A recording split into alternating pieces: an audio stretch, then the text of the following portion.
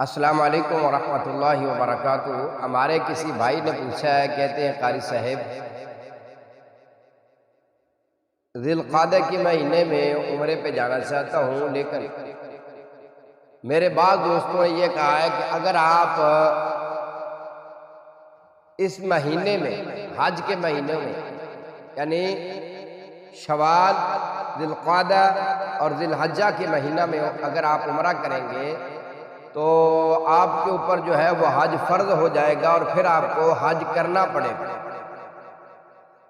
تو کہتے ہیں قاری صاحب آپ بتائیے کہ میں عمرے پہ جاؤں یا نہ جاؤں؟ کیا اگر میں عمرے پہ چلا گیا تو واقعتاً ہی میرے اوپر حج فرض ہو جائے گا؟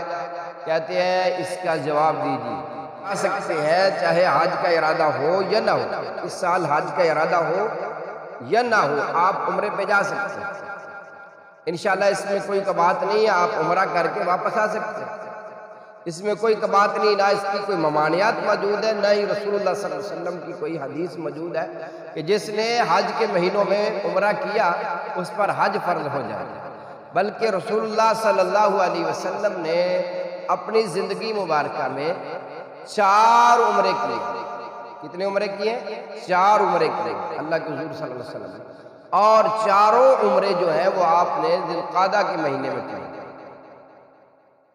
حضرت انس رضی اللہ تعالیٰ عنہ بیان کرتے ہیں، صحیح بخاری شریف کی حدیث نمبر 41-48 ہے۔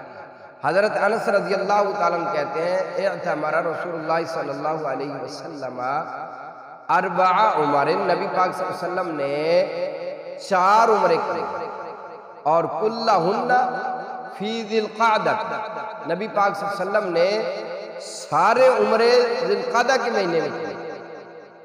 یعنی اگر ذی القعدہ کے مہینہ میں یا شوال کے مہینہ میں یا ذی الحجہ کے مہینہ میں عمرہ کرنے سے حج فرض ہو جاتا اور ضروری ہوتا تو نبی پاک صلی اللہ علیہ وسلم ضرور لوگوں کو وضاحت فرما دیتے کہ ذی القعدہ کے مہینہ میں جس نے عمرہ کیا ہے اس پر حج فرض ہے۔